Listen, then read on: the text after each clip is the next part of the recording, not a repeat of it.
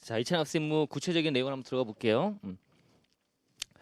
자, 청산인 2000학습무 나오네. 첫 번째가 청산인.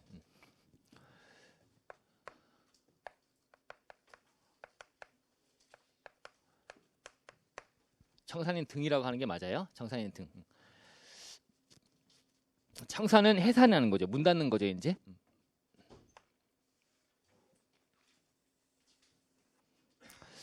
자, 회사가 문 닫는 절차는 일단 먼저 해산 등기를 합니다. 어떤 법인이 법인이 해산을 소멸하는 거지 이제. 그러면 이제 이 법인이 해산 등기를 해요. 해산 등기를 하고 이제 이사들이 이제 청산이 되는 거죠 이제. 그래서 청산 절차로 들어갑니다. 문 닫는 거니까 당연히 절차 안에서 자산 팔고 빚 갚고 하겠죠, 그죠? 자, 그래서 청산 절차 들어가서 이제 자산은 이제 처분하고 자산 처분. 자산 처분한 게 예를 들면 뭐 1000만큼 처분한 거야. 자산 처분을. 그리고 이제 채무는 상환하겠지. 채무 상환, 자산 처분하고 또는 채권 같은 거 추심하기도 하고 빚도 갚고. 채무 상환하는데 채무 상환이 600만큼 채무를 상환한 거예요, 이제. 자, 그럼 남은 찌꺼기가 지금 얼마입니까? 이제 400이죠, 이제 400. 자, 그런 과정이 진행되면서 쭉 해서 이제 이때 요 400만큼 나온 거를 가지고 이게 잔여세가이라고 하는 건가요? 잔여세가에 이걸 가지고 해서 이걸 뿌려받아 가겠죠, 이제. 그 과정에서 절차가 쭉 진행되는 과정에서 이제 이 청산인들이 자, 남아있는 요 자전상가액을 가지고 와서 이거를 이제 여기 회사가 주주가 있다면 주주가 당연히 있겠죠. 주주가 갑이 있고 뭐 을이 있다. 이렇게 주주가 각각 50%씩 지분이래요. 자, 그럼 갑이 을이 이제 나머지 남은 거를 200씩 가져가겠지 이제. 분배 인도 받아갈 거야.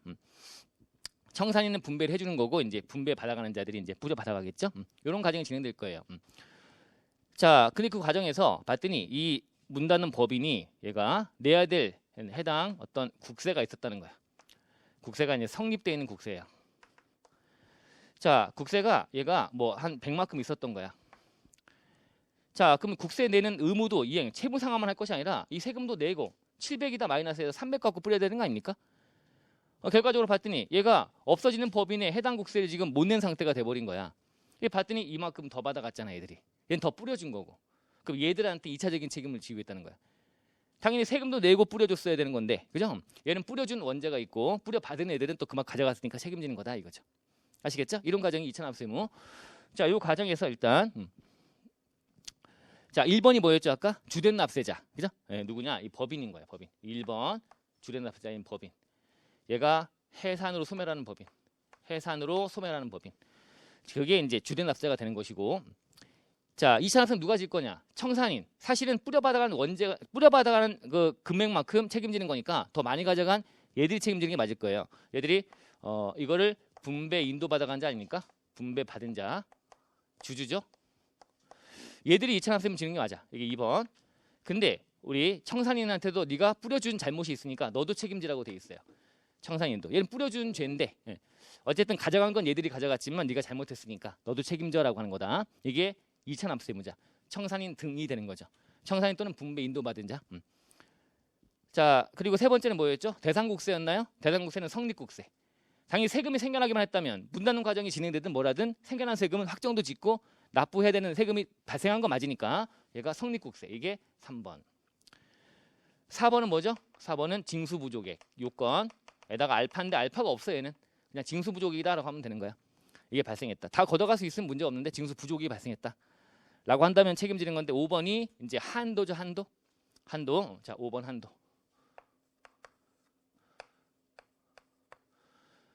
자, 얘는 분배한 청산인은 이제 한도가 자, 이거 한도할 때 분배한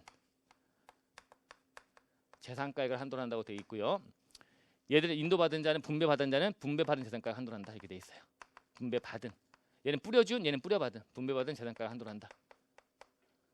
이게 한도다라고 보시면 되겠네요. 그죠? 한도. 이렇게 정리하시면 되는 거예요. 자, 그 요 과정에서 이제 옛날에는 자, 이 뿌려준 자와 뿌려받은 자 여러 명이니까 이거에 대해서 얘들이 연대납세물 진다고 규정이 돼 있었단 말이죠. 연대 책임 묻는 걸로 연대납세물 지는 걸로 돼 있었어요. 근데 가만 봤더니 실무적으로 당연히 얘한테 걷어가지 않아요. 얘한테 걷어버려요.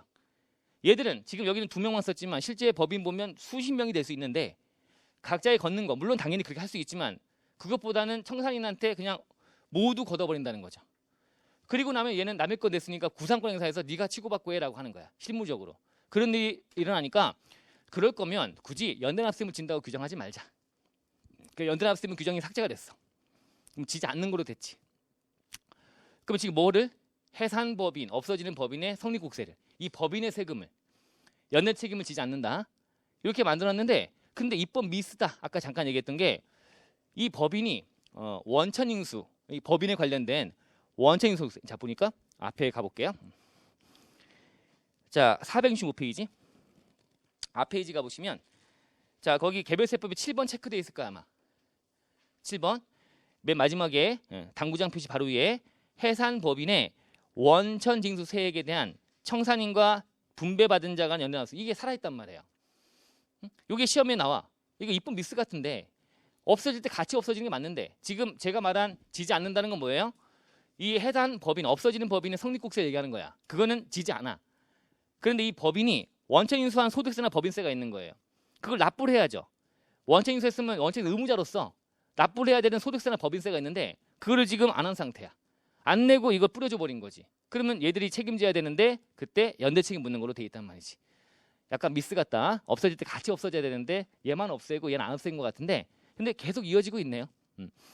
자 이어져서 계속 지금 이게 살아있는 규정이 되다 보니까 시험에도 출제가 최근에 됐고요. 그래서 뿌려진 원천인수세액 그러니까 법인세거나 소득세 주로 소득세겠죠. 법인세도 일 수 있고요. 법인세나 소득세 그런 것들에 대해서 진다고 돼 있다. 아셨죠? 그거 하나 체크해 놓으시면 돼요. 얘는 안 진다고 돼 있습니다. 얘는 지지 않는다. 어차피 얘한테 다 책임 물어요. 그렇게 한 다음에 얘들은 구상권 행사 할 거니까 이런 개념으로 접근하시면 돼요. 이게 첫 번째 거.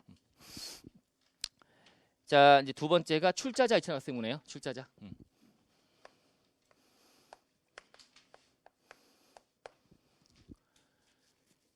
주주나 이런 출자자 이차납세무. 자 어떤 법인이 있어요.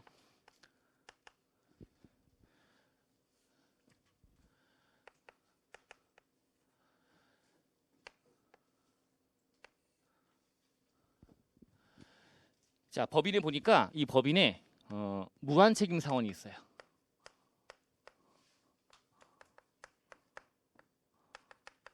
무한책임 사원. 그러니까 무한책임 사원이 있는 법인은 뭐 한명회사나 합자회사들일 거야. 한명 합자회사 이런 데들은 우리는 주식회사 유한회사가 일반적이지만 그런 회사 형태가 있다. 그 무한책임 사원일 수 있고요. 자 그리고 여기 이제 주주가 또 있어. 일반적인 법인은 주주가 있죠. 무한책임 사원 또는 주주. 이 법인이 세금을 못 낸 거예요. 세금 못 낸 거야. 그렇다면 이 무한책임 사원은 그 자체가 무한책임이니까 얘한테 발생한 채무나 이런 것도 모두 책임지는 게 얘예요. 그럼 납세무도 얘가 못 냈으면 얘가 책임지는 게 당연한 거니까 얘는 당연히 2차적인 책임 묻는 게 맞아. 무한책임 사원이니까. 근데 이 주주는요. 주주는 원칙이 얘는 유한책임이거든. 삼성전자의 주주가 삼성전자 세금 못 냈다고 책임집니까? 그런 거 아니잖아요. 그죠? 그래서 주주는 원칙이 유한책임이야. 유한책임이라서 자 회사가 세금 못 내든 뭐라든 주가가 떨어지면 주가 손실만 보는 거지 주주는. 주주가 그 안 낸 세금을 책임질 이유는 없단 말이에요. 근데 원칙은 그렇지만 예외로 얘가 과점 주주가 돼버리면 과점 주주는 책임지래요. 얘가 이차납세무자가 범위에 포함되어 있는 거야. 자 여기 주된 얘가 2차 납세물 지는 자들. 그래서 과점 주주도 2차 납세물 진다. 무한책임사원 또는 과점주주. 그럼 과점주주는 대체 누구지? 과점주주를 이제 판단할 때, 자 과점주주는 주주 1인과 또는 이렇게 할게요. 주주 또는 회사의 이제 유한책임사원 1인, 주주 또는 유한책임사원 1인과 플러스 특수한 개인. 의 지분을 따져봤더니 지분이 전체 50%를 초과한대요. 이게 과점주주의 기본적인 얘기야. 주주 1인, 유한책임사원도 최근에 표현이 들어왔기 때문에 제가 적어드린 거고요. 주주 1인 기본적으로 일반적인 회사들은 주주와 그 특수관계에 있는 지분을 모두 합쳐봤더니 50% 초과하는 지분을 갖고 있다는 거야. 자, 그럼 50% 초과하는 주주가 과점주주인데 로서 이 안에서 이 2차적인 납세임을 지는 자는 엔드 이 해당 이 법인의 경영에 법인 경영에 지배적인 영향력 표현 이것도 최근에 개정됐어요. 표현이 지배적 영향력 행사하는 자 영향력을 행사하는 자들 얘들이 2차적인 책임지는 거다. 이렇게 돼 있어요. 이게 과거에는 실질적인 권리 행사하는 자들이 돼 있었거든요. 실질 권리 행사하는 자들. 얘가 실질적으로 이 권리 행사할 수 있는 자들은 다 들어가는 거 돼 있었는데 지금은 지배적 영향력을 행사한다고 해서 좀 약간 협소하게 해석이 좀 바뀌어서 요걸 표현에 지금 넣은 거예요. 법인 경영에 지배 영향력 행사하는 자들. 요런 자들로서 과점주주다라고 책임지는 자들은 일단 과점주 기본적인 요건이 50% 초과 지분이고요. 지분 갖고 있으면서 엔드로 책임지는 자는 그 중에 법인 경영에 지배 영향력 행사하는 자들이 책임지는 걸로 한다. 아셨죠? 그래 있다. 여기 2차 납세의무 지는 자. 자, 그러면 얘도 대상국세는 어떤 걸 책임져야 돼요? 대상국세는 여기다 이제 써볼까요? 이제 자, 이 법인 이게 첫 번째죠. 주된 납세자. 얘가 책임져야 되는 세금이 있는데 이 세금을 지금 못 내고 있는 상황이야. 2차적으로 그러면 얘한테 책임지는 거죠. 무한책임 사원이거나 그리고 과점주주이거나 이자들한테 2차적인 책임을 지운다. 1차적인 책임은 법인인데 걔가 못 낸 거를 무한책임 사원과 과점주주가 2차 납세의무 진다. 자, 그 다음에 세 번째는 3번 여기서 볼까요? 대상국세. 당연히 이 법인의 성립한 국세가 되겠지. 성립국세. 세금이 생겨나면 책임져야 되는 거야. 당연히 얘가 세금 내야 되는 거야. 자, 성립국세에 대해서 책임지는 거다라고 돼 있고요. 성립만 되었다면 책임지는 거다. 자, 근데 가만 보면 자, 얘가 이렇게 주주인데 얘가 과점주주라는 이유로 책임지는 이유는 뭘까요? 지분 50% 초과하는 지분 갖고 지배 영향을 행사하고 있으면 이 법인의 세금이 생겨나는 거에 대한 원인 책임자라는 거야. 원인자다, 원인자. 네가 원인을 제공했기 때문에 네가 과점주로서 지분을 50% 넘게 행사하면서 법인의 세금이 생겨난 거에 네가 영향을 미쳤으니까 너도 책임지는 게 맞다. 이런 논리로 가는 거예요. 과점주주는. 자, 그래서 세금이 생겨날 때 책임지는 거다라는 개념이 되기 때문에 성립이 되는 거고요. 그래서 정확히 판단은 이 과점주주인지 뭔지 또는 무한책임사원인지 뭔지 이게 판단이 다 성립 시점을 판단하는 거야. 성립. 이때 성립할 당시에 세금이 생겨날 때 과점주주와 생겨날 때 무한책임사원이 책임지는 거야. 무한책임사원도 생겼다가 없어졌다가 나 안 할래 떠나기도 하고 새로 생기기도 하고 그런 경우라면 언제 당시? 성립할 당시 이 세금의 성립 당시에 무한책임사원과 과점주주가 책임지는 거다. 그리고 그 성립한 세금에 대한 책임을 지는 거다. 아셨죠? 성립. 네가 성립에 영향을 미쳤다. 과점주주로서 이렇게 해서 너도 책임지는 거다. 주주 유한책임 원칙에 불구하고 책임지는 거다. 자, 네 번째는 이제 징수 부족액이 되겠죠?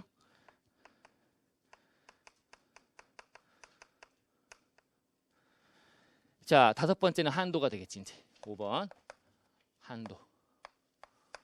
5번의 한도는 이 무한책임사원은 한도가 없어요. 이름이 무한책임사원이잖아. 뭘 한도 따져. 무한책임을 지는 건데. 다 책임지는 건데. 근데 이 과점주주는요. 과점주주가 책임지는 건 한도가 있습니다. 한도가 있어요. 자기가 의사결정에 영향 행사하는 것만큼만 책임지래. 그래서 자, 이 과점주주일 때 이제 한도는 징수 부족액에 못 걷어가는 세금에다가 와서 곱하기 지분 비율을 곱해갖고 그만큼 책임지래요. 한도가. 자기 지분을 벗어나기엔 책임지실 필요는 없다. 네 지분만큼 네가 의결권을 행사했으니까 의사결정에 참여했으니까 그만큼 책임지는 거다라는 개념으로 가는 거예요. 그러다 보니까 이때 논리가 얘가 이 세금이 생겨날 때 책임지는 거다. 어떤 의사결정에 네가 참여해서 그런 개념이니까 이 지분 비율과 여기 나와 있는 여기 50% 초과 등의 이걸 따질 때 50% 초과와 이 지분 비율 곱할 때 이거 할 때 이때 의결권이 없는 주식. 요 주식은 제외 이렇게 돼 있어요. 의결권 없는 건 제외하고 판단한다. 이것도 주의하시면 되고요. 작년에 개정된 거. 자, 이 법인 하나 더 얹으면 돼요. 이 법인은 자, 지금 보면 과점주주가 얘 세금 생겨날 때 얘가 마음대로 좌지우지한다. 이런 개념으로 가는 거 아닙니까? 근데 이게 상장법인이야. 그런 데는 그런 가능성이 희박하잖아. 상장이면 또 50% 초과 지분 갖는 것도 쉽지 않고. 그래서 이건 빼겠다고 돼 있어요. 그래서 얘가 유가증권 시장에 상장돼 있다든가 아니면 코스닥 시장 있죠? 이게 코스피지. 코스닥 시장. 여기 상장돼 있다. 상장 법인은 제외. 유가증권 시장과 코스닥 시장이 상장되는 법인은 제외하고 되겠다. 이게 개정돼서 온 거예요. 아셨죠? 이렇게 하시면 돼요. 자, 지금 교재는 어차피 제가 동그라미 치고 하고 있으니까 안 봐도 되겠죠? 그죠? 이 내용으로 좀 그림으로 이해하시면 돼요. 청산인 등, 그다음에 출자자. 자, 그다음에 세 번째가 이제 법인의 전압세무라는 게 있어요. 법인의 전압세무. 이거 뭐지? 자, 여기 이제 회사에 무한책임 사원이 있어요.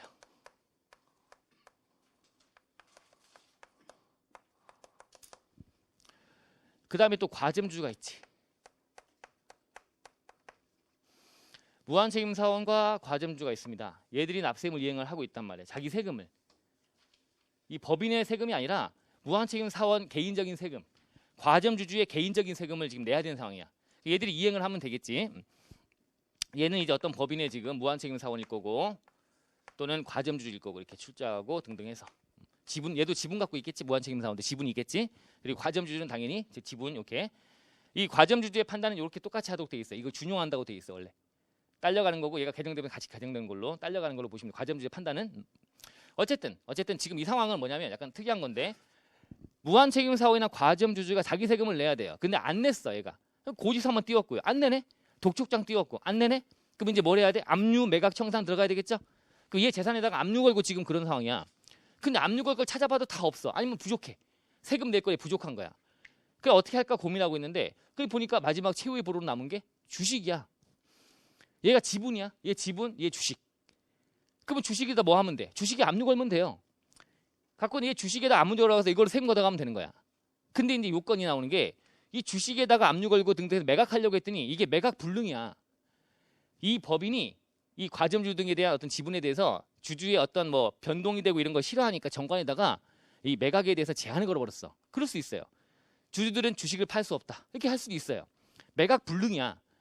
당연히 매각해서 걷어가려고 압류 걸어서 얘가 세금 못 냈을 때 부동산이나 찾아갖고 다 압류 걸고 등등 하는 과정이 진행되는 과정에서 주식도 그 중에 하나로서 지금 하려고 하는데 근데 봤더니 주식이 이 법인의 어떤 상황 또는 시장성이 없어갖고 매각이 안 되는 거야.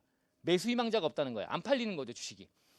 그러면 주식을 팔아가지고 세금을 걷어가야 되는데 그게 안 되니까 이 법인한테 책임지라는 거야. 그러면 지금 주식 갖고 지금 하는 거니까 이 법인의 어떤 지분 그 지분 가치만큼을 내서 그걸로 세금을 얘가 내라는 거야.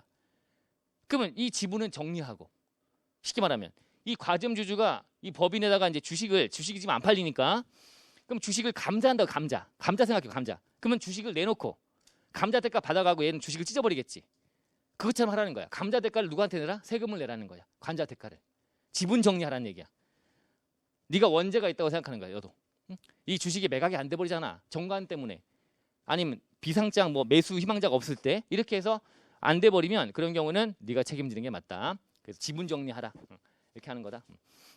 그러니까 니네끼리 지분 정리하면 되고 국가는 세금을 걷어가면 되겠지 그만큼. 이런 개념을 접근하는 거다. 자, 그럼 이제 여기 또 무한책임사원 과점주주 얘가 또 뭐가 되는 거예요? 얘가 주된. 자, 그 다음에 이 법인이 이차납세금을 지는 거지 2번. 근데 이 법인은 상장 비상장 모두 불문합니다. 그래서 저기 나와 있는 저 법인과 다르죠? 존엄만 개정됐어. 그래서 얘는 모든 법인 다 되는 거야. 상장 여부를 불문하는 거야. 뭐 어떤 법인이든 간에 얘 지분 정리하고 세금 내는 건 해줘라고 하는 거야. 상장이든 비상장이든 모두 한다. 2번. 자, 3번은 이제 3번 어떤 개념이에요? 이게 성립만 되면 책임지는 개념이 되는 건가? 그건 아니지 이제.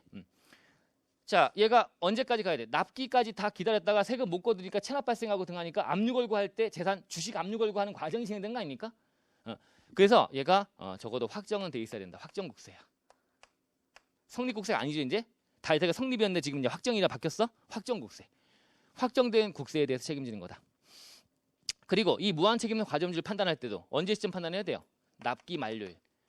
납기 얘의 세금에 대한 얘의 자체 이놈의 세금에 대해서 내야 되는 납기 만료 시점에 얘가 과점주로 있는 거야. 어떤 법인에. 그러면 얘가 법인이 책임지는 거다 이런 개념이니까. 그래서 납기 만료일 현재를 판단한다. 저기 아까 성립일 돼 있었는데 얘는 납기 만료일. 상황이 다르다. 납기 만료일. 자, 그 다음에 네 번째는요. 네 번째는 요건의 징수 부조계획. 당연히 들어가야 될 것이고요. 징수 부조계획. 플러스 알파 요건이 여기 등장합니다. 이제. 자, 이 주식에 대한 매각이 안 되는 거야. 매각 불능, 양도 제한 등등 들려서 매각이 안 되는 케이스가 들어가는 거지. 이럴 때만 책임지는 거지. 매각이 되면 팔리면 어떻게 해요? 국가는 얘 주식 압류 걸어갖고 팔아갖고 세금 얻어가면 돼. 안 팔리니까 지금 법인한테 손대미는 거야. 안 팔리니까 이 요건에 들어가 있는 거야. 주식 매각이 안 된다. 매각이 안 돼 버리니까 어쩔 수 없이 법인한테 자 내가 외부에 팔았는데 이거 매각이 안 돼 버리니까 법인한테 책임지게 하는 거다. 지분 정리하듯이 이런 개념이 되는 거예요. 그다음에 다섯 번째 한도. 한도는 어떻게 하면 될까요? 한도는 자, 이 법인 와서 법인의 지분 이런 거 있을 거 아니에요. 지분 여기 자산 부채 자본 여기 있을 거 아닙니까? 요게 주주의 지분이잖아요. 자, 여기다가 이제 곱하면 되겠지. 여기다 곱해서 요 전체에다가 곱하기 지분 비율 하게 되면 이 주식 가치가 될 거 아닙니까? 그만큼 네가 세금 내. 그리고 넌 주식 받아 찢어버려 이거예요. 찢어버려 감자해라고 하는 거예요. 아시겠죠? 이 순자산 자산 빼기 부채 순자산 이 법인의 순자산에다가 지분 비율 곱해 갖고 얘는 또 과점주든 무한책임사원이든 이때 또 무한책임사원은 한도 없다고 하면 안 돼? 얘는 무한책임사원은 이 법인의 어떤 채무에 무한책임을 지는 거지. 지금 우리가 할 거는 얘가 못 낸 세금에 대해서 얘 지분만큼을 정리하라는 거잖아요. 그게 한도가 없을 수는 없지. 똑같지. 이 지분 비율 곱하는 건 똑같단 말이에요. 무한책임사원 여기서는 이 법인이 못 낸 세금을 원래 얘가 무한책임 지는 거니까 얘 채무에 대해서 너는 한도 없이 다 책임져라는 거지만 이건 그런 개념이 아니라 무한책임사원이든 과점주주가 얘가 자기 개인 세금 못 낸 거에 대해서 지분 정리하는 개념이 되는 거니까 한도가 있어요. 당연히 지분 비율만큼 책임지는 거야. 이 법인이. 아시겠죠? 다른 개념이다. 자, 요게 한도다라고 보시면 되겠네요. 아셨죠? 자, 교재 가보시면 법인 한번 볼까요? 법인은 주된이 누구예요? 납기 만료일로 돼 있죠? 납기 만료일 현재 무한책임사원과 가점주주. 2차 납세무자는 이제 법인인데 상장 여부를 불문하로 돼 있고요. 대상국세 확정국세라고 돼 있네요.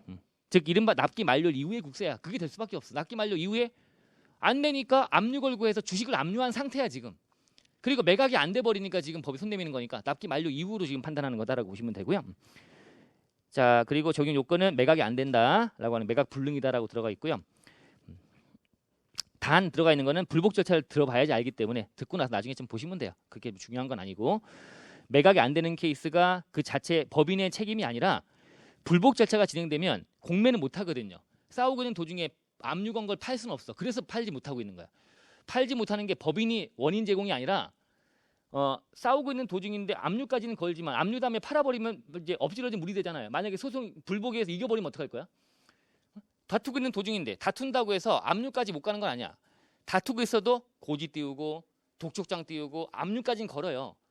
압류에 팔아버리면 그건 어쩔 수 없는 상황이 돼버리는 거니까 그건 안 되는 거니까 공매는 제한이 걸려 있어. 그래서 못 팔고 있는 거야. 그 주식이 그래 안 팔리는 거야. 그런 경우는 이 법인이 책임질 건 아니잖아요.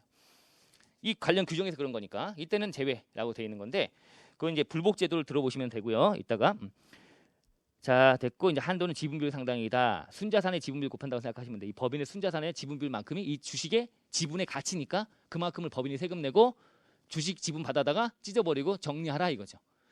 이런 개념이 되는 거다. 자 마지막에 사업양수인이네요. 사업양수인.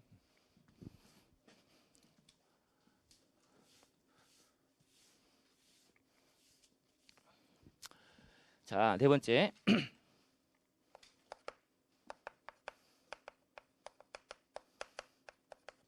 사업양수인의 2차 납세무.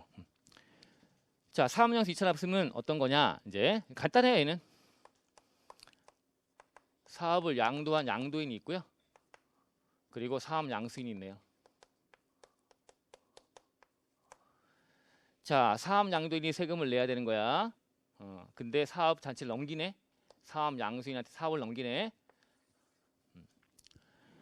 자, 그러면 사업을 넘겨받았다면, 자 이게 이제 다른 상법 등에 따라서 이제 상호라고 하는 것 때문에 등장하긴 한 거야. 처음에 시작은 상호의 계속 사용. 그럼 얘가 상호가 A라는 상호를 쓰고 있어요. 그랬다가 이제 사업을 넘겼는데 이제 이자가 넘겨받아서 또 갑이 A라는 상호를 쓰고 있다가 이제 을도 A라는 상호를 쓰는 거야. 그럼 상호가 연결되면 외부 이자들이 바라볼 때 상호가 그대로면 그럼 어차피 A와의 관계에서 채권 채무 관계에서 이 채권자들이 얘한테 빌려준 게 있다거나 하면 그러면 당연히 상호 계속 쓰는 거니까 얘한테 승계가 되겠지라고 생각한단 말이죠. 당연히. 그럼 이제 국가가 그 입장이 된 거야. 그죠? 상호가 유지가 되면 여러분 동네 양자강이라는 중국집이 있다. 거기서 쿠폰을 막 발행해 주는 거야. 짜장면 먹을 때마다 3장 모으면 탕수육 하나 준대. 3장 모았어. 모아서 가봤더니 아유 저는 사업을 넘겨받았습니다. 이제 사업 이자가 사장님 이자로 바뀐 거야. 그래갖고 우리는 못 준다. 다시 쿠폰을 모으기 시작하세요. 이렇게 하면 안 되잖아요. 그죠? 그러면 상법에서 상사 거래에 대해서 상호를 계속 사용한다면 이 모든 채권 채무 관계는 그대로 떠안는 걸로 보는 것이 상거래 예측 가능성 높이기 때문에 그렇게 규정이 돼 있단 말이에요. 그거를 세법에다가 접목하려고 했는데 들어와서 이제 규정이 약간 바뀌면서 상호 사용에 대한 요건은 없어요. 상호를 쓰든 안 쓰든 간에 사업을 넘겨받았다면 사업의 모든 일체의 거를 넘겨받는 과정에서 자산부채 모든 넘겨받는 과정이니까 그 과정에서 얘가 못 낸 세금이 있다면 책임지는 게 맞지 않느냐라고 해서 이제 책임지는 걸로. 국가는 어떻게 보면 세금을 악착같이 걷어가려는 노력을 하는 일환으로 얘가 없어졌지만 얘한테 넘겨봤으니까 얘한테 책임을 내라고 하겠다라고 하는 거예요. 근데 요 규정을 일반인들이 모르기 때문에 그냥 얘가 하는 사업을 선의의 피해자가 발생할 수 있어. 그냥 사업을 넘겨받았는데 얘가 안 낸 세금 덕지덕지 있는 것들 다 얘가 책임져야 된다? 라고 하면 그죠? 사업을 인수하자마자 못 낸 세금 다 날라오고 막 얘한테 내라고 하네? 자, 그럼 문제가 발생하니까 학자들이 많이 반대하고 이건 너무 이제 피해 소지가 크다. 이런 얘기를 많이 듣고 막 그랬어요. 그래서 이제 규정들이 많이 보완되어 있는 상태야. 내용이 이제 들어가 보시면 자, 어쨌든 이런 개념으로 상호 사용으로 출발했지만 어쨌든 세법에서는 상호는 요건을 하지 않고 어쨌든 사업을 넘겨받았다면 얘가 책임지는 거 돼 있다. 출발해 볼게요. 얘가 1번 주된 얘가 내 세금을 사업 양도했으니까 사업 양수인 2차적인 책임을 지는 거다. 라고 하는 출발하는 거야. 1번, 2번. 자, 이제 3번. 대상국세예요. 자, 대상국세는 뭘까요? 자, 일단 두 가지야.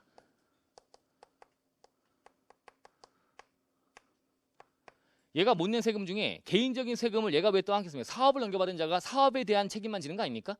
그럼 사업에 관련 국세만 책임지는 거지. 사업에 관련된 것만. 얘 개인적인 세금 낼 걸 얘가 왜 책임져요? 얘 집에 세금 못 낸 거에 대해서 얘가 책임 왜 집니까? 얘 사업을 떠안는 거니까 사업에 대해 발생했던 세금만 책임지는 게 맞다는 거야. 사업 관련 국세이면서 플러스 그래도 적어도 이 예측 가능성 높이려면 성립된 국세까지 책임지라고 하면 사업을 넘겨받는 과정에서 성립만 됐다면 금액은 아직 모른다. 얼마가 될 줄 알고 어떻게 책임질 거야. 이걸 의사결정을 못할 거 아닙니까 얘가. 그래서 적어도 확정은 돼 있어야 된다. 얘도 확정국세네요. 아까 얘도 확정국세고 법인도 확정국세. 얘도 확정돼 있는 국세만 책임진다. 금액을 아니까 이제 네가 판단해봐라고 하는 거예요. 확정국세. 네가 떠안는 거 알고 사업 양수해라고 하는 거예요. 확정국세. 금액 알고 책임져. 알 수 있는 금액만 책임지니까 확정국세만 책임진다라고 하는 거야. 금액이 나왔으니까 확정국세. 그리고 사업 관련 국세만 책임진다. 그러니까 대표적인 게 책임 안 지는 게 사업을 넘기는 과정에서 부동산 같은 게 넘어가면 양도세가 나와요. 그거는 책임질까 안 질까 얘가? 그걸 왜 책임집니까 얘가? 그죠? 사업에 관련 국세도 아니야. 사업 알맹이의 어떤 호프집이나 PC방에 대한 세금이 아니라 사업 넘겨줄 때 발생한 부동산 양도에 대한 양도세 같은 것들은 책임지는 게 아니고요. 당연히 확정도 될 수가 없고요. 양도세 자체가 사업 넘길 때 발생한 거니까 이전에 확정이 돼 있을 수가 없잖아. 당연히 그러면서 양도세는 부담하지 않는다. 자, 그게 잘 물어보는 사례에 들어가는 거. 관련된 양도세 부담은 지지 않습니다. 자, 3번 됐고요. 자, 4번은 요건의 징수 부족액을 책임지는 거다. 에다가 플러스 요건이 또 있어 이제. 자, 아까 계속 이제 선의의 피해자 얘기를 많이 학자들이 하니까 그렇다면 이제 요건이 사업 양도인과 양수인 얘가 갑이고 얘가 을이라고 한다면 자, 갑과 을 간에 자, 특수한 게 있을 것. 이 갑이 사업 넘겨주는 갑이 세금 막 나올 게 막 여러 가지가 있으니까 내라고 하는 게 막 있는데 못 내고 있는 게 막 있으니까 털려고 자기 특수관계한테 넘겨주는 걸로 가장한 거지. 이렇게 보는 거지. 이제 특수관계인 간에 짜고 치는 애들 특수한 게 없으면 안 하겠다. 이게 일단 출발했고 여기다 하나 더 얹어서 만약에 세무서에 판단해 봤더니 사업 양도인의 조세를 회피할 목적 사업 양수한 자가 책임지는 거다. 둘 중에 하나. 둘 간에 특수한 게 있으면 당연히 하는 거고 특수한 게 없어도 갑의 사업 양도인의 조세 회피 목적으로 결론적으로 세무서 봤더니 그 정황이 세금을 회피할 목적으로 사업을 넘겨받은 자라고 확인된다면 이때도 책임지는 걸 할 거야. 아셨죠? 특수한 게임만 느끼는 좀 부담스러웠던 거야. 그전엔 다 넣었는데 학자들이 뭐라고 하니까 특수한 게 있을 때만 하겠다고 들어왔는데 그러면서도 혹시라도 이렇게 되면 파악이 됐다면 걷겠다라는 걸로 조세 목적으로 한 자 이때 포함하는 걸로 들어와 있다라고 보시면 되겠죠. 다섯 번째는 뭐 간단하게 자 한도 양수인이 책임지는 한도는 이렇게 돼 있어요. 양수한 재산가액. 이걸 한도로 책임진다. 역시 넘겨받은 재산가액 한도로 한다. 계속 한도는 넘겨받은 승계된 아까 분할도 마찬가지고 분할법인 성립국세에 대해서 연대납세금 질 때도 넘겨받은 재산가액 한도로 한다.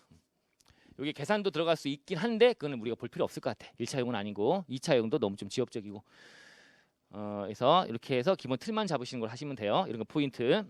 확정국세, 사업관련국세 아셨죠? 이런 것들 말 문제 다 대비하시면 돼요. 뭐 특수한 게 있을 때만 적용한다. 틀린 지문이지. 얘가 있다 보니까. 없어도 하는 경우도 있으니까 이런 식으로 해서 상황 정리하시면 돼요. 자, 됐습니다. 426페이지 내용 다시 한번 잘 보시고요. 중요하니까 양도세는 안 난다. X 쳐놨네요. 가로 열고 닫고. 그죠? 사업 관련 확정국세 얘기할 때 양도세는 아니다. 얘기하고 있죠. 자, 됐고요. 뒤로 가서 문제 한번 풀어보실까요? 470페이지. 자, 지금 이제 오늘 보신 승계, 연대, 2차까지 다 보신 거야. 자, 1번 가시면 470페이지. 법인의 합병으로 인한 납세금의 승계와 상속으로 인한 납세금의 승계는 그 한도가 존재하지 아니한다. 아유, 상속은 한도가 있잖아. 합병은 없지만 잘못됐고요.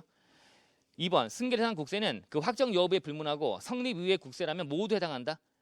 승계할 때 다 성립이죠. 성립. 부과되거나 납부할. 성립만 되면 다 책임지는 거였죠. 그래서 한도 그 합병과 상속 둘 다 마찬가지입니다. 성립 국세만 책임지는 거다. 당연히 맞는 지문이고요. 성립 이후의 국세라면 모두 해당한다. 성립 이후의 국세. 성립. 공통점이 있네요. 상속 합병이 성립이라는 공통점이 있고 근데 한도가 있고 없고가 다르다.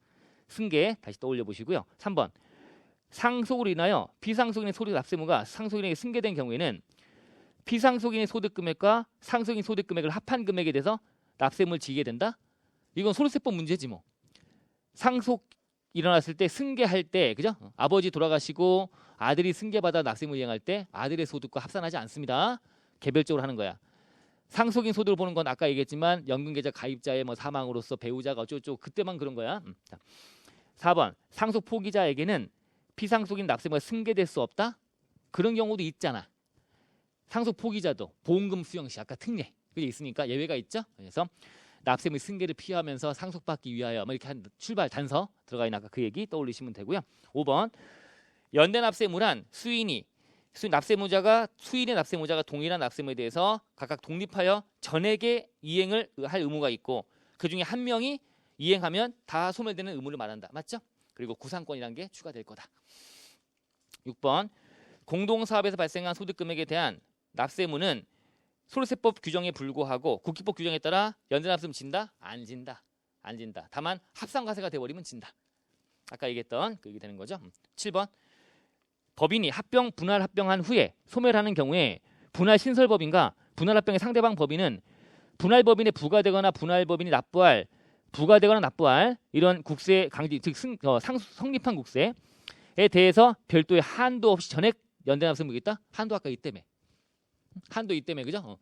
분할로 승계된 재산가액 한도를 한다며. 분할로 승계된 재산가액 한도를 한다. 아까 한도 있다고 강조했죠?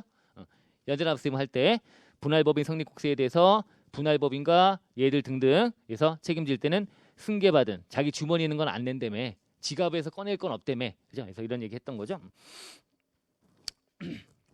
별도의 한도 없이 잘못된 겁니다. 8번 2차 납세무자는 주된 납세자의 재산에 강제 징수를 해도 징수할 금액이 부족한 경우에 그 부족액에 대해서만 책임진다. 즉 2차 납세무는 보충성을 띠는 거니까 징수 부족액만 책임지는 건 맞아요. 근데 이게 판례의 근거인데 판례의 내용인데 오른쪽에 판례가 실려 있잖아요.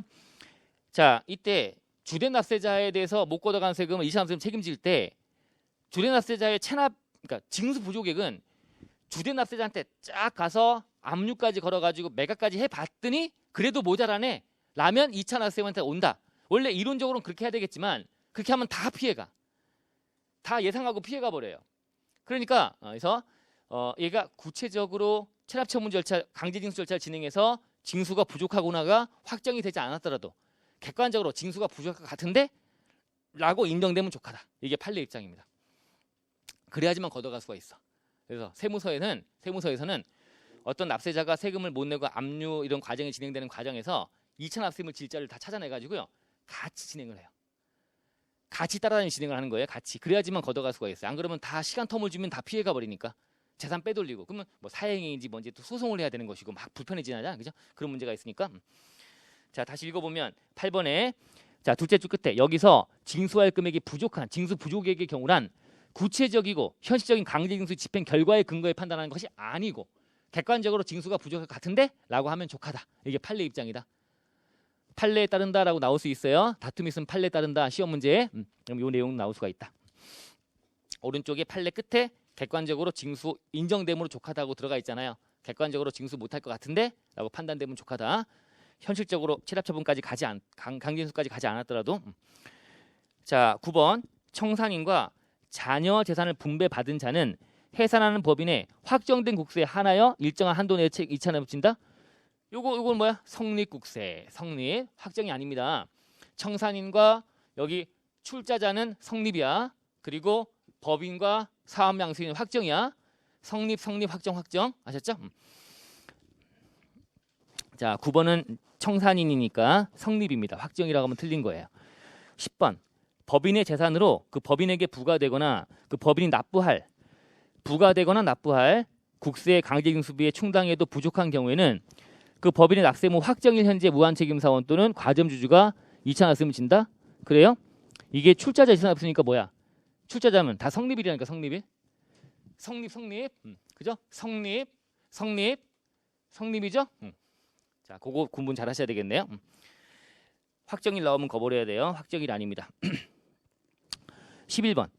이차납세무를 지는 과점주주란 주주일인과 그 특수환경으로서 그들의 소유주식 합계가 해당 법인의 발행 총수 또는 등등의 50% 이상 초과 간단한 거죠. 초과해야 돼. 과점주가 되려면 과점은 반을 넘어가야지만 과점이에요. 초과이며 그 법인의 지배적 영향력 행사하는 자를 말한다. 이건 맞네요. 다만 유가증권시장에 상장된 법인의 납세무에 대해서는 과점주주도 지장하지 않는다. 이건 맞네. 유가증권시장 상장이나 또는 코스닥 상장은 제외하겠다. 자, 그러니까 잘못된 요 D는 맞는데 그거 하나가 50% 이상 초과 그거만 잘못됐네. 그죠? 12번. 법인의 무한책임사원의 재산으로 해당 무한책임사원이 납부할 국세 등을 징수해도 부족한 경우에는 해당 법인은 그 무한책임사원의 출자 지분을 환가할 수 없는 경우가 하나요. 매각불능이다 이거죠. 환가가 안 된다는 거예요. 안 팔린다는 얘기죠. 그럼 그 부족액에 대해 한도 없이 이차납세를 부담한다? 무한책임사원이면 한도 없어요? 이때 한도 없다 그랬어? 지분비율만큼 책임지는 거야. 이 한도 있어. 요 개념과 다른 거야. 자, 출자자 이차납세무 등은 얘가 무한책임사원이니까 얘가 못 낸 세금을 다 책임지는 게 한도 없는 게 맞지만 이 법인의 이차납세무는 이 무한책임사원이지만 얘가 무한책임사원이기 때문에 그런 것이 아니라 얘가 이 지분을 매각이 안 되니까 법인이 책임지는 거는 얘가 무한책임사원이든 과점이든 뭔 상관입니까? 다 지분만큼만 책임지는 거지. 한도가 있다는 거지. 그러니까 지분비율만큼. 자, 13번. 사업양수인은 사업양도일 이전에 해당 사업에 관련해 성립된 사업양수는 확정이라고 해야 된다. 포인트만 잡아도 다 틀리면 찾아내겠다. 그죠? 1번, 2번은 성립, 3번, 4번은 확정. 그죠? 성립, 확정. 얘는 확정이 돼야 돼. 그리고 사업 관련 국세에 대해서만 책임진다 이거죠. 13번 틀렸고 그래서 자, 확정된 것만 책임진다. 14번. 사업의 포괄적 양도 양수에 있어서 사업 양수인은 양도인과 특수관계 또는 회피 목적 여부에 불문하고 진다. 특수관계인이거나 사업 양도인의 조세피 목적으로 양수한 자만 책임지는 거다. 자, 잘못된 거네요. 여기까지 하시면 됐네요. 그래서 이제 봤고요. 자, 그다음에 다시 내용 들어가서 앞에 467페이지 가시면 이제 국세 우선권이 나와요. 국세 우선권. 국세 우선.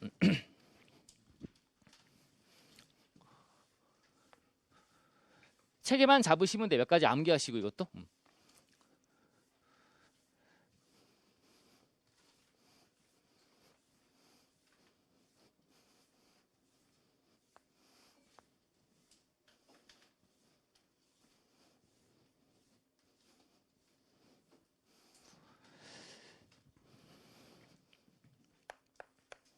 자, 국세 우선이라는 주제는 뭐냐? 자, 국세 우선은 이제 국세가 다른 채권자들과 경합을 했을 때 어떤 위치에 가지라고 하는 거예요. 국세 우선은 일단 기본적으로 갑이란 자가 있는데 갑이란 자가 재산 하나가 있대. 이렇게 빌딩이 큰 게 하나 있는 거야. 이게 100억 정도 가치가 있대요. 자, 근데 이 건물에 관련해서 이제 돈 받아갈 자들이 많은 거야. 자, 요거에 대해서 이제 은행에서 얘 돈 빌려줬어요. 은행에 돈 빌려주면 얘가 담보 제공돼 있네. 담보 채권, 피담보 채권이라고 하는데 담보권자가 있어.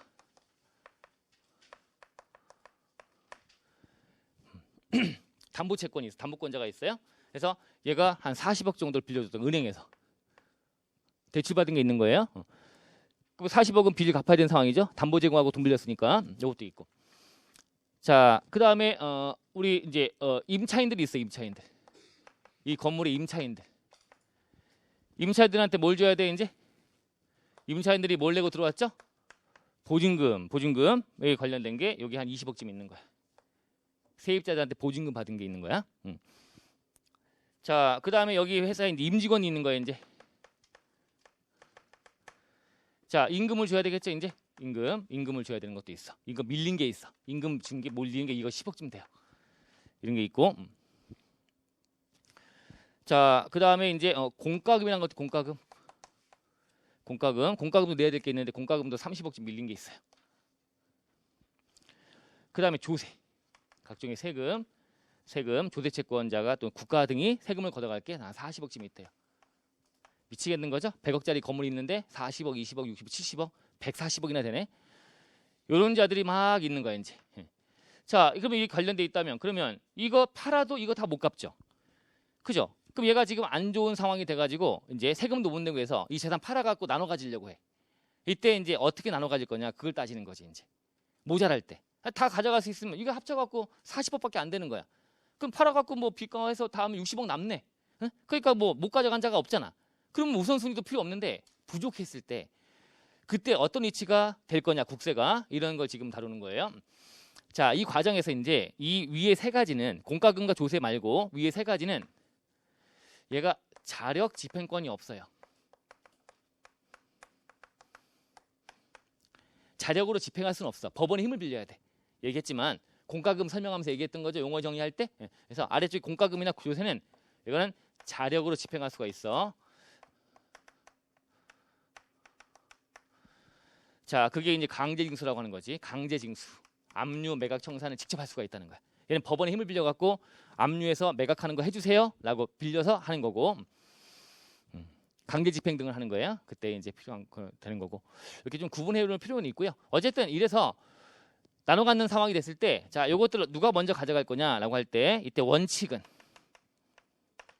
이때 이제 조세 중에 국세 이제 지방세도 되겠지만 어쨌든 국세라 우리 국기법이니까 자, 국세 우선이 원칙이래요. 국세 우선. 왜 국세가 우선하여 그랬더니 이거는 공공성이 있대. 니는 사익을 추구하지만 우린 공익을 위해 추구하는 거다. 공공성이 있다. 그러니까 국세 우선이다라고 하는 거야. 무조건 국세가 우선하겠다. 국기법에서 국세 우선의 원칙. 제목 자체도 국세 우선이잖아요. 국세가 우선한다. 자, 근데 예외. 세법만 법이 아니잖아요. 다른 법이 또 치고 들어오는 거야. 다른 법이 요 안에서 보니까 담보법도 치고 들어오고요. 담보법. 세금 먼저 가져가겠다 하니까 이 담보권자는 담보 제공 왜 해? 얘가 유사시가 됐을 때 빨리 먼저 잘 가져가려고 담보 설정하고 안전하게 하려고 한 거 아니냐. 분명히 담보법이 존재하는데 왜 세법에서 먼저 가져가려 하느냐. 담보법 무시하지 말자. 그 다음에 임금채권 막 했더니 임금채권. 그래서 이게 근로기준법이 나오는 거지 이제. 제일 센 법. 근로기준법. 자, 근로기준법에서 이제 소위 임금채권 같은 것들 보장을 해줘라고 법에 규정을 둔 게 있어요. 그러면 이제 세법도 깨갱하는 거지. 제가 제일 세기 때문에 근로기준법. 자, 또는 상가주택 임대차 보호법. 그럼 임차인들의 보증금 먼저 주는 거야 이제. 임대차 보호법이 있기 때문에 이런 법 등이 막 치고 들어오는 거야. 그다음에 국세 우선에서 예외를 둘 수밖에 없는 거지 이제. 무조건 국세 우선한다고 하면 안 되는 거야. 법 간에 상충 문제가 발생하니까 이때 선후관계 어떻게 할 거냐. 교통 정리해가지고 세법이 이렇게 할 거야라고 정해놓은 것들을 공부하는 거야 이제. 상황 아시겠죠? 자, 그럼 이제 시험 문제는 계산 문제 나올 수 있다는 게 이걸 팔았을 때 이제 국가가 얼마나 가져갈 수 있는지 구해 보시오. 금액 구하는 거. 이제 우리가 순서 잡아서 좀 이따가 하시면 되는 거고. 그래서 자, 그럼 이제 우리가 이제 요거 예외적인 사항들을 보는 거야. 자, 우리가 정리할 것이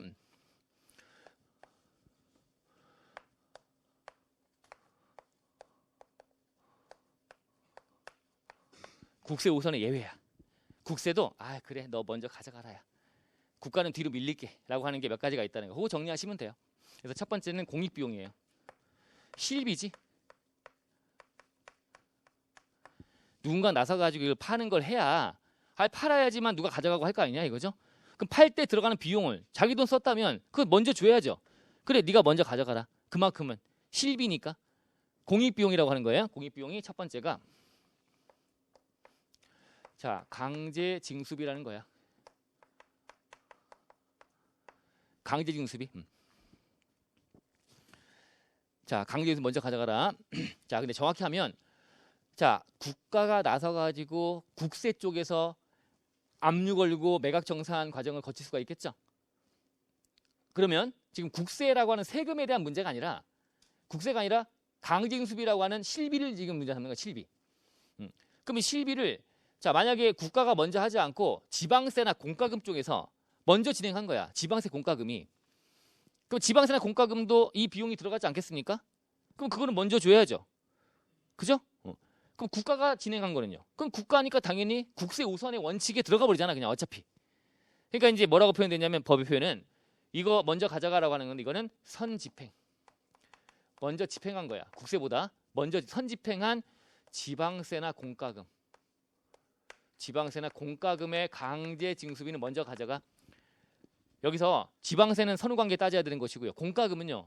공과금은 국세보다 먼저 가져갈 수가 전혀 없어요. 안 돼요. 공과금은 어차피 국가 공공기관, 국민연금이나 등등 공과금이야. 국가기관이기 때문에 이 안에서는 조세를 먼저 가져가겠대요. 그래서 공과금은 조세보다 앞설 수가 없어요. 근데 지금 제가 얘기한 거는 공과금 자체에 대한 얘기예요. 공과금에 대한 공익비용을 얘기하는 거예요. 공익비용을 얘기하는 거야. 얘가 먼저 나서 움직이다 보니까 공과금 쪽에서 압류, 매각 등의 절차를 진행하다 보니까 그쪽에서 발생한 실비는 먼저 주겠다는 거지 공과금이 우선한 건 절대 아닌 거예요. 아셨죠? 공과금 자체가 아니라 그 실비를 먼저 움직인 자가 있으면 돈 썼으면 그만큼 먼저 주겠다라고 하는 거야. 아시겠죠? 자, 두 번째는 이제 강제 집행에 들어갔다든가 이제 자력 집행을 하지 않아. 이쪽이지 이제. 이쪽에 법원의 힘을 빌려가고 강제 집행 또는 경매 절차가 진행되다든가 또는 파산 절차. 강제 집행, 경매, 파산 절차에 따라서 발생한 재산의 매각 비용이에요. 이것도 실비 아닙니까? 이거 똑같죠 뭐. 압류 매각 청산과 똑같은데 이거는 자력 집행이라고 하는 거고 자력 집행 아닌 경우를 구분하는 것뿐이지 결과적으로 1번, 2번 같은 거야. 아시겠죠? 요거냐의 차이야.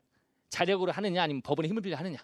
어쨌든 그런 매각 비용이 실비라고 하는 게 나갔다면 먼저 줄게라고 하는 거예요. 아시겠죠? 먼저 가져가라고 하는 거야. 이게 공익비용 우선. 자, 두 번째는 최우선 변제. 실비 말고는 제일 먼저 가져가라 이거죠.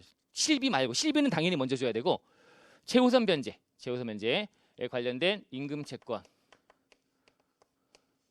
등이에요. 두 가지가 있는데 등이니까 첫 번째.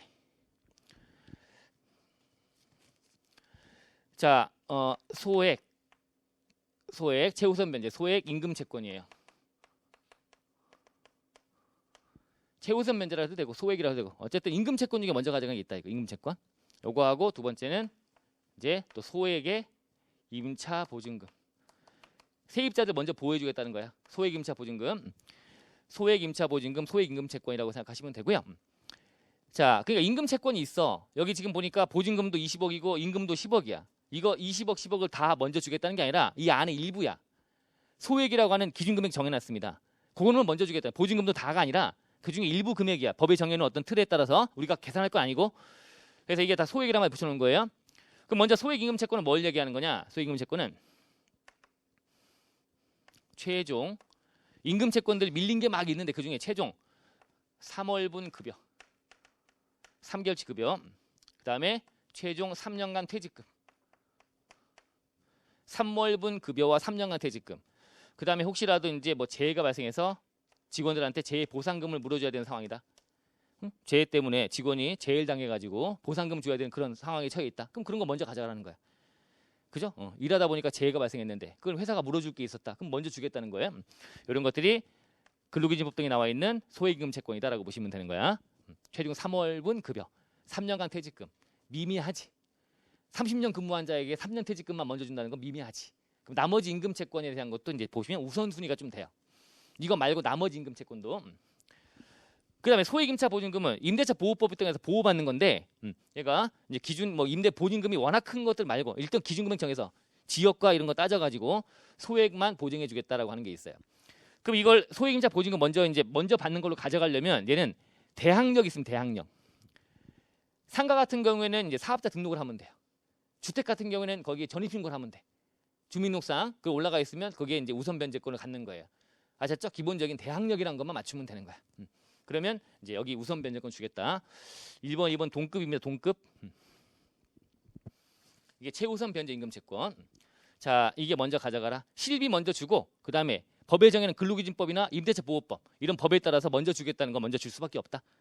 응? 이것도 법이니까. 그리고 더 센 법이라고 생각하는 거야. 자, 그다음에 세 번째. 또 먼저 가져가라고 하는 게 피담보 채권이에요. 담보법이란 걸 또 무시할 수 없으니까. 피담보 채권. 피담보 채권. 자, 피담보 채권은 담보권 설정했다면 당연히 얘가 이제 이걸 가지고 은행 가서 돈 밀리면서 담보 설정하고 있는 거야. 그럼 은행 입장에서는 당연히 우선 변제권 가지려고 담보 설정한 거 아닙니까? 그런데 얘가 담보 설정하는 과정에서 봤더니 담보 설정할 때 얘에 대해서 담보 설정할 때 얘에 대해서 세금이 나올 거다. 세금 얼마가 있다 하는 걸 아는 상태에 담보 설정한 거야. 그럼 보여주지 않아요. 세금이 있는지 모르는 상태에서 했을 자만 보호해 주는 거야. 담보법에 따라서. 그래서 요건이 있어. 네가 먼저 예외로 먼저 가져가는 자가 되려면 피담보 채권은 담보 설정일 있잖아. 담보 설정일. 담보를 설정한 날. 뭐 5월 20일 등등 담보 설정일과 국세 관련 법정기일이라는 용어가 나와요. 법정기일. 담보 설정일과 법정기일 중에 뭐가 빨라야 돼? 우선 가져가려면 네가 먼저 가져가. 이 법정기일이라는 이 날짜보다 이 날짜가 빨라야 돼요. 이게 빠른 경우만 가능한 거야. 법정기일 전에 담보 설정한 자는 보호해 줄게. 근데 법정기일 뒤에 설정한 자는 법정기일이 뭐냐를 보시면 되겠죠. 법정기일은 담보 관련해서 담보권자가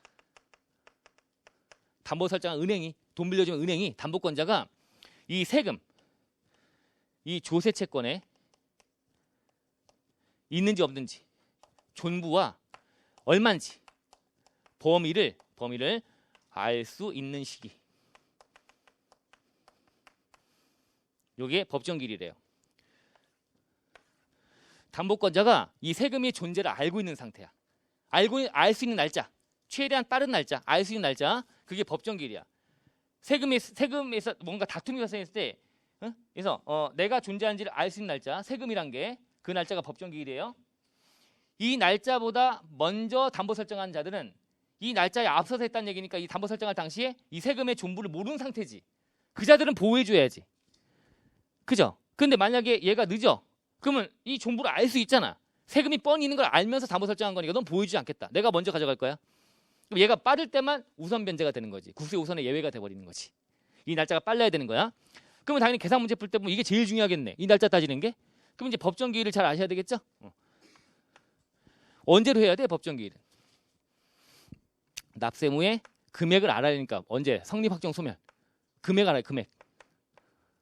확정 시기가 되면 확정 시기. 그죠? 구체적으로 금액이 확정된 시기. 성립 확정 소멸 중에 확정이 돼야지만 되는 거야. 그럼 확정 언제 되는 거죠? 확정은 신고 납부 세목은 그리고 여기다가 신고했대요. 그럼 언제 되죠? 신고시인가? 신고시, 신고일, 신고한 날. 이때 확정되는 거였죠? 신고 납부 세목인데 신고를 안 했대요. 그 자체가 정부부가 세목이래요.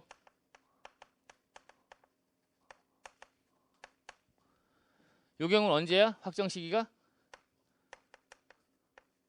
결정하는 때인데 구체적으로는 납부고지서 발송 도달시였나? 도달시. 도달해야지. 확정이란 게 뭐야? 과세관청과 납세자가 서로 간의 세액을 확인한 날짜. 성립은 추상적으로 성립하는 거고 요건 사실만 충족하면 과세요건 충족하면 성립하는 거고 추상적으로 금액을 아는 시기는 서로 간의 금액 알아야 되는 거니까 요 날짜들. 요 구체적으로는 납부고지서 도달시. 자, 얘는 신고일 등등 돼 있죠. 이게 원칙적으로. 자, 그런데 자, 이거 신고는 그대로 가는데요. 이거를 좀 땡겨버렸어요. 확정되는 시기보다. 확정보다는 더 땡겨서 이때가 되면 담보권자가 그래도 알 수 있다. 최대한 빠른 날 땡긴 거야. 땡기다 보니까 자, 결정하는 때가 아니라 이제 어떻게 되느냐. 자, 보세요. 이 세무서에서 세금을 걷어갈 때는 이제 이때 결정이란 걸 할 거야. 결정해서 이때 고지서를 발송해요. 고지서를 발송. 그러면 고지서가 이제 납세자한테 도달하겠지. 고지서가 발송 도달할 거야. 자, 그러면 이 도달한 시점이 뭐가 된다고 그랬죠? 우리가 이 날짜의 구체적인 표현으로 얘가 확정이 된다. 확정은 누구 간의 문제야? 과세관청과 납세자가 서로 금액을 알아야 확정되는 거니까 이대로 하는 거야. 받아봐야 아니까. 뜯어보니까 아, 내가 1,000만 원 세금. 과세관청은 그 전에 알았고 납세자가 알게 된 시점이니까 확정이 이때 된다. 도달. 자, 그런데 이제 법정기일은 지금 누구랑 다투는 거죠? 담보권자랑 다투는 거야. 법정기일 담보권자. 그럼 담보권자가 맘만 먹으면 알 수 있다고 보는 시점. 먼저 결정하는 때로 해볼까? 결정으로 딱 해버리면 그러면 세무서에 은행에서 직원이 세무서에 간 거야. 그 가서 갑이라는 사람에 대해서 세금이라는 게 결정된 게 있나요? 있으면 세금이 존재하는 걸 알게 된 거야. 이게 법정기 도래한 게 있다는 거니까. 그러면 내가 담보 설정 안 해야지 이제. 내가 후순이니까 불안하니까 물어보러 왔어. 그럼 세무서는 어떻게 할까요? 왜 오셨나? 느낌으로 바로 알죠. 이제 은행에서 직원이 와서 이제 물어보면 그러면 아, 결정했는데 이렇게 얘기할 거 아닙니까? 결정했다고 해야지만 법정기일이 빠른 게 되는 거니까. 네가 담보 설정 이후에 하려고 왔구나. 그럼 나는 결정했으니까 너 나보다 후순이야 라고 만들기 위해서 결정했다고 한 다음에 돌아간 다음에 바로 그날 밤에 막 결정하겠죠? 이게 될 거 아닙니까? 너무 주관적이라는 거야, 결정은. 그럼 객관적인 날짜는 발송을 한 날짜가 딱 나오기 때문에 발송했다는 거는 결정이 된 걸 확인할 수 있는 제일 빠른 날짜다 이거죠. 그래서 발송되고 도달되는 사이에 2, 3일 사이에 담보 설정은 맘만 먹으면 가서 한 10분, 20분이면 한단 말이에요. 담보 설정은. 그죠? 그런 상황인데 지금 둘이 막 싸우는 상황인데 도달까지 가는 건 조금 사이 불안하다. 그래서 최대한 땡기자. 발송을 땡기게 있다. 이대로. 그래서 다 고지서 발송일로 돼 있는 거야. 도달일이 아니고 발송일이야. 법정기일은. 확정은 도달이지만 법정기일은 발송일로 땡겼어. 최대한 땡긴 날짜가. 그죠? 발송만 됐으면. 그럼 세무서 가서 발송된 게 있나? 그러면 이거는 있는데? 라고 하면서 바로 발송을 한다? 안 되잖아 이거는. 그죠? 발송된 게 있는지 보세요. 근거 보여주세요. 발송된 게 날짜가 다 내용이 나오니까. 자, 확인해 볼 수 있다. 최대한 빠른 날짜가 발송이니까 땡겨놨다. 이렇게 땡겨놨다. 그래서 계산 문제 풀 때 둘 중에 하나 기억하시면 되고요. 두 개 다 기억하시면 되고 보통 이제 신고했다가 나와. 그럼 신고일이다라고 하는 날짜 보면 되는데 요거는 말 문제 등이 나올 수도 있고 다 발송일이야. 발송일. 자, 잠깐 보시죠.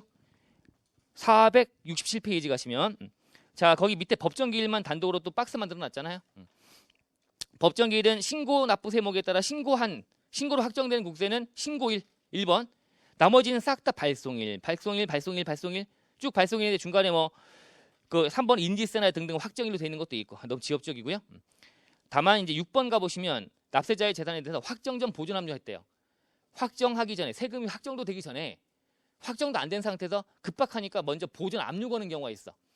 그럼 그게 우선권을 가지려고 압류 거는 거거든. 그러면 담보권자 입장에서는 내가 지는 거거든. 압류가 돼 있으면. 그럼 뭘 보면 알아? 압류 등기가 되면 알아. 압류는 등기하는 거니까. 그럼 압류 등기일로 돼 있는 거야. 걔만. 나머지는 다 발송일. 그 안에 2차 납세문화, 물적 납세문화 뭐 이런 거 다 나오죠. 5번에 신탁법상의 물적 납세문화, 7번에 종부세에 관련 어떤 신탁재산 관련된 종부세라든가 이런 거 다 발송일 다 발송일로 기억하시면 돼요. 자, 그렇게 좀 해놓으시고 일단 계산 문제에서는 요 둘 중에 하나 그냥 신고일 또는 결정했다가 나오면 발송일로 기억하시면 되는 거고 계산 문제 풀 때는 구체적으로 안 나오니까 다 나머지도 안 나오니까 소득세 신고 언제 했다 5월 29일 날 했다 이게 나온단 말이에요. 그럼 나오면 그 날짜 넣어갖고 하시면 되는 거야. 신고일 얘는 발송일. 자, 이렇게 하시면 돼요. 이게 법정기일이래요. 자, 그런데 여기다 쓸까요?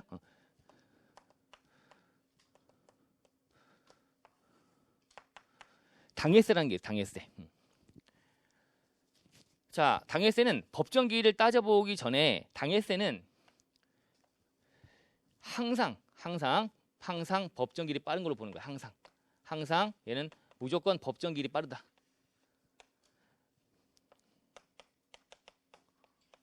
이렇게 봐버리는 거야. 당해세는 자, 담보권자가 이 재산의 존재만으로 이 재산이 존재하는 것만으로 이 세금이 존재하는 것을 알 수 있는 세금이야. 당해세라는 거야. 당해세. 무조건 알 수 있어. 자, 알 수 있어. 자, 뭐가 있겠어요? 종부세가 만약에 있다. 종부세는 어떤 재산 소유자가 6월 1일 현재 소유자가 내는 세금이고 6월 1일 현재 소유했다면 물론 12월 달 날라오긴 하겠지만 계산하는 구조가 간단하기 때문에 6월 1일자 소유한 자들은 계산기에 우리 종부세 계산기가 있어요. 우리 홈택스 들어가면 종부세 계산기 눌러보면 그 포탈에 눌러보면 나와요. 종부세 눌러보면 바로 나와 금액이. 너무 구조가 간단해. 뭐 합산 배제니 뭐니 특이한 거 빼고는 일반적으로는 간단해. 그러면 6월 일자의 소유자가 내는 게 중요한 거 아니야? 6월 일자의 소유자 6월 일자의 소유한 자가 내는 세금이야. 그러면 얘가 6월 일자에 소유하고 있던 자라면 당연히 12월 달 날라올 세금이 얼마인지도 알 수 있잖아요. 종부만 알면 자 되는 거죠. 지금 종부세는 정부부가세 보니까 언제 확정되는 거지? 나중에 12월 달에 내라고 11월 말쯤 돼갖고 날라올 거야. 12월 1일부터 15일 사이 내라고. 그때로 하지 않고 6월 일자에 소유한 자만 확인됐다면 누구든 확인할 수 있는 거니 세금을. 그러니까 이거는 그냥 무조건 빠르다고 봐버리겠다는 거야. 또 상속세도 마찬가지고 상속세 이게 당해세는 뭐가 있다? 당해세는 자 상속세, 증여세, 뭐 재산세 이런 것들이야. 그다음에 종부세. 재산세나 종부세는 다 6월 일자에 소유한 자가 내는 세금이고요. 상속과 증여는 우리 등기부등본에 표제부가 있고 갑구 일부가 있는데 갑구가 재산의 소유권의 변동을 보여주는 그 등기부등본상의 내용이에요. 갑구. 그러면 소유권 변동 내용을 은행 가서 내가 돈 빌려고 했더니 은행 직원이 등기부등본을 떼볼 거야. 떼보니까 이 재산이 한 달 전에 아버지로부터 아들이 물려받은 재산이다 나온단 말이에요. 그러면 상속세라는 세금이 나오겠구만. 당연히 알 수 있다는 거야. 등기부만 떼보면. 그러니까 당연히 알 수 있으니까 이거는 상속세는 언제 확정되겠어요? 나중에 한참 지나갖고 돌아가시면 6개월, 9개월 걸려갖고 확정지으면 그때 발송하거나 등 하게 되면 그때 법정기일 도래하지만 땡겨가지고 이거는 누구나가 알 수 있다. 그죠? 이렇게 되는 거니까. 자, 그래서 요거는 당해세다. 이게 나오면 무조건 앞서는 걸로 보는 거야. 이거 아닌 다른 세금들은 요 날짜 따져보고 다퉈야 되겠지만 얘만은 무조건 앞선다. 아셨죠? 상증, 재종 네 가지는 당해세. 항상 빠르다고 보겠다라고 하는 게 하나 있다. 자, 됐죠? 자, 그러면 이제 우리가 뭘 하면 돼? 계산 문제 풀기 위한 대비를 하시면 돼. 이제 먼저 가져가는 거 세 가지를 먼저 봤죠? 자, 그럼 순서 잡아보면 돼. 자, 이제 계산 문제 풀 때.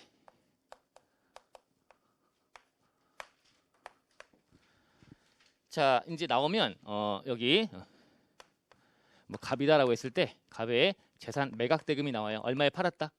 100억이다. 얼마 나오겠지. 이제 100억까지는 안 나오겠지만 몇 억이다 나올 거야. 매각 대금이 나와. 자, 그럼 이 중에 국세가 얼마나 걷어갈지를 구해 보는 거예요. 이제 계산 문제가. 자, 이때 이제 우리는 무조건 외우자. 강제 징수비 1번, 2번 최우선 변제에 관련된 거 먼저 가져가는 거. 그죠? 최우선 변제 임금 채권이나 소액임차 보증금. 이거 그다음에 3번 피담보 채권. 자, 지금 세금을 제가 적고 있어요. 세금을 국세 순위를 정하려는데 세금을 지금 적지 않고 있죠? 세금은 마지막에 우리가 판단해 보는 거야. 끼워 들어갈 위치를 판단해 보는 거야. 일단 세금 빼고 나머지만 가지고 쫙 나열하는 거야. 나온 숫자들을. 강제징수비 들어갔다. 실비 먼저 가져가라. 먼저 주고 최우선 변제니까 먼저 주고 그다음에 피담보 채권 담보 채권이 이제 나와요. 그다음에 네 번째가 일반 임금 채권이 들어가. 일반 임금 채권. 임금 채권 중에 일반. 최우선 변제되는 거 말고 나머지 임금 채권이 들어가. 순위가 좀 빠르죠? 하다 보니까 얘가 근로기준법이 되게 센 거야. 그러니까 얘 우선 주겠대요. 나머지 다섯 번째가 공과금이나 뭐 각종 기타 채권. 기타의 각종의 채권들 이게 출제가 되면 쭉 들어가서 5번까지를 쫙 써요. 먼저. 국세는 포함하지 않은 상태에서. 금액을 쫙 나열해. 몇 번 하다 보면 문제 풀 때 숫자를 거기다 1, 2, 3, 4, 5 집어넣으면 되는 거지 뭐. 1, 2, 3, 4, 5를 문제지에다가 계산 숫자에다가 자 하시고 자 하신 다음에 이제 국세가 어디로 갈 건지라고 하는 거 판단하는 거야 이제. 자 그럼 국세 법정 기일류가 요거랑 이제 3번하고 다투는 거지 이제. 다퉈가지고요. 자 이제 법정 기일과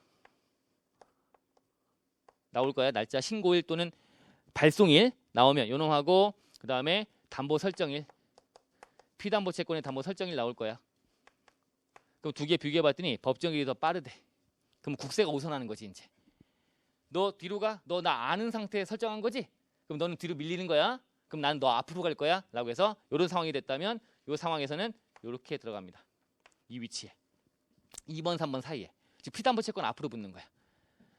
아시겠죠? 이런 상황이라면 자 그래서 금액을 집어넣고 순서 따지면 되는 거야. 자 근데 일반적인 문제는 요게 아닌 경우가 더 잘 나와요. 자, 또 비교해봤더니 이제 법정 기일과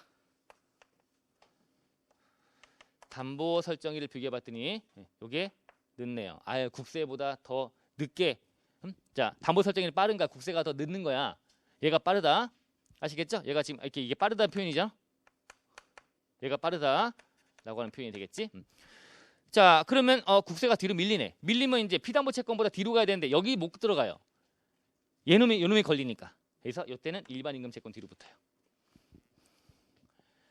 자, 근로기준법에서 일반 임금 채권은 먼저 가져가는 거 말고 나머지 임금 채권도 피담보 채권 담보법하고 싸우는데 이제 최우선 면제는 먼저 주고 가져가라고 하고 나머지 임금 채권은 피담보 채권하고 비교할 때 피담보 채권도 담보법이니까 인정해줘야 되다 보니까 담보법이 또 세니까 그래서 둘 비교할 때는 피담보 채권 뒤로 붙으라고 돼 있어요. 일반 임금 채권은 피담보 채권에 우선하지 아니한다.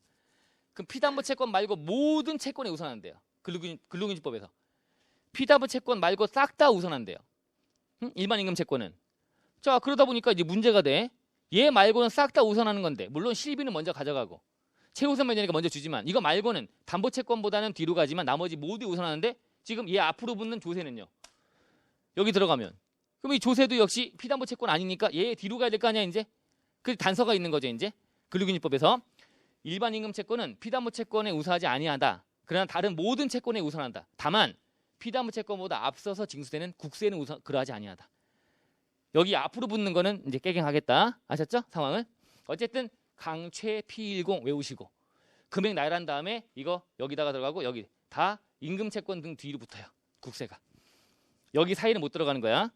아셨죠? 근로기준법 때문에 얘는 얘 말고 나머지 모두 우선한대. 하다 보니까 얘 뒤로 붙을 수밖에 없어. 근데 이 조세는 공과금하고 나머지보다 우선하는 국세 우선 원칙 때문에 여기 붙는 거지. 이제 4번, 5번 사이에. 따라오셨죠? 그래서 이제 이런 틀 잡아가지고요. 우리 1500제 문제 있는 거 거기 좀 넘기다 보면 나올 거야. 한 두세 문제만 풀어보세요. 금방 풀어요. 이거 틀 잡아서 다 풀려요. 자, 하나 그러면 자, 당해세는 당해세가 나온 거야. 잘 나와. 재산세라든가 종부세라든가 상속세, 증여세가 잘 나와.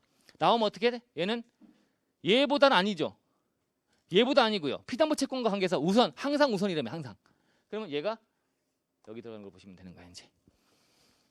그러면 여기 이제 조세가 들어가면 이 두 개가 같이 들어가는 거지 위치가. 그런데 이제 조세 안에서는 다시 또 다 떠. 조세 채권 안에 우선순위가 또 있어. 세금들끼리 싸우는 게 있어 이제. 세금들끼리. 그럼 그 안에서는 세금들끼리 싸울 때는 조세의 순위는 이렇게 이거 외우세요. 이것도 이것만 나와 또 문제. 담보 세금 내는 담보로 잡힌 거 담보. 그다음에 압류. 그다음에 교부 청구.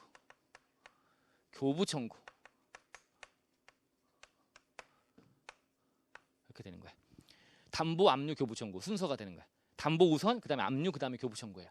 그런데 이 순서가 뒤바뀌는 경우는 불가능해. 실무적으로 당연히. 보세요.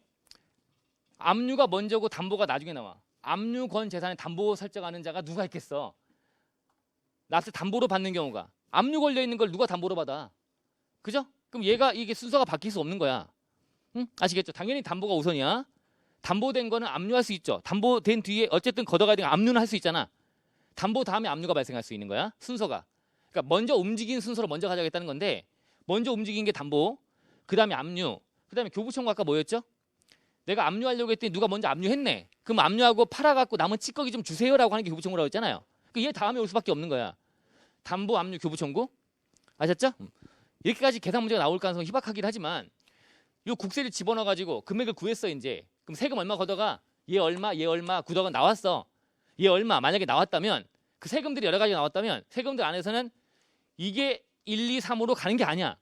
이 안에 봤더니 얘가 제일 늦죠. 마지막으로 갔잖아 지금. 근데 얘가 담보 제공을 하고 담보 설정하고 담보로 받아놓은 거야. 담보. 그럼 얘가 우선하는 거야. 그래서 얘가 20만 원. 얘가 이런 세금도 만약에 있어가지고 이 세금이 일로 간 거야. 이 세금은 간 게 요게 뭐 1,000만 원. 그 다음에 얘는 0이야. 얘가 소득세고요. 얘가 재산세였고요. 그 다음에 얘가 부가세야. 그죠? 이렇게 됐어. 그래서 결국은 얼마 건졌어? 가가지고 쫙 해서 건져서 마지막까지 갔는데 결국은 20만 원과 1,000만 원 건진 거야. 국세 쪽 세금 쪽에서 건진 1,020만 원 갖고 와서 그 다음은 봤더니 얘가 담보 설정을 얘가 했네. 얘가 얼마냐면 봤더니 얘가 예를 들면 뭐 800만 원이라고 한다면, 근데 얘가 부가세는 0이야. 못 걷어갔어. 얘가 여기서는 20만 원과 1,000만 원밖에 안 되고 얘는 빵이야. 800만 원 있지만 얘가 아래로 가가지고 이제 결국은 못 걷어가게 된 거야. 이게 800만 원 할게요. 800만 원. 자, 이 상태인데 여기만 이거 거쳤네. 이거 거쳤네. 이거 못 걷어갔네. 인데 얘가 담보 제공했고 얘가 압류 걸었고 한다면 둘 중에 뭐가 우선하죠? 얘가 우선하니까 거둔 1,000만 원의 소득세 중에 800은 얘한테 먼저 줘야 되는 거야. 이제 이런 식으로 세금 안에서는 또 빨리 움직인 자들이 가져가는 거야. 순서가. 자, 그래서 이렇게 다 금액을 구한 다음에 그 안에서는 세금들이 모여갖고 이제 우리 거친 거 얼마냐? 아, 소득세 난 못 걷었는데 너는 걷었니? 그래, 잘했다 잘했다. 우리 거친 거 1,020만 원이지? 나눠 갖자. 담보 먼저 내가 먼저 가져갈게. 그래서 금액 800을 먼저 가져가 버려요. 그럼 소득세는 200만 원밖에 못 가져가는 거지. 이제. 이겼지만 세금 안에서 우선순위가 후순위이기 때문에. 이해하시겠어요? 이런 구조다. 자, 됐죠? 자, 이렇게 보시면 되고요. 자, 교재 가시면, 자, 우리가 핵심 요약으로 되다 보니까, 핵심 정리하다 보니까 이게 순서가 뭐 1순위부터 6순위까지 쫙 위에 조세가 어디 들어가고 하는 것들 좀 보여주려고 한 건데 이거 볼 필요 없어요. 제가 한 대로 하면 돼. 강최 P10 법정기일과 담보설정일 따져갖고 어디 들어가지랑 위치만 잘 잡으시고 당해세는 우선이다라고 하는 걸로 하시면 되고, 그래서 그 중에 이거 세금이 2개 안 나와. 시험의 계산 문제는 지금 저는 이제 오버해 본 거야. 그리고 이건 말로 나와. 담보 압류 교부 청구는 말로 나오니까 이거 대비해 보신 거고요. 그리고 하나 세금 나올 거야. 그러면 그 세금이 얼마 걷어가지를 구하라는 문제, 계산 문제 풀어보시면 된다고요. 강채 P10 아셨죠? 강채 P10 그래서 하시면 됐어요. 그리고 맨 밑에 담보 압류 교부 청구 나오네요. 조례채권 우선순위. 자, 됐고요. 자, 이 정도 하시면 됐고, 자, 그 다음에 다음 페이지 가시면 물적 납세의무랑 통정 허위 이렇게 두 가지가 있네요. 자, 두 가지는 잠깐 쉬었다가 보실까요? 힘드시죠? 저만 힘든가요? 여러분 안 힘드세요? 그래서 자, 잠깐 쉬었다가 물적 납세의무하고 통정 허위 뭐 관련된 얘기 간단하게 보고 뒤에 문제 좀 말 문제 좀 풀고, 그럼 이제 4장 들어가는 4장. 4장과 5장은 제가 교재 보고 좀 훑어봐 드릴 게 많아. 쓰는 것도 물론 있긴 하겠지만 그 진행 한번 해볼게요. 자, 잠깐 쉬었다 하겠습니다.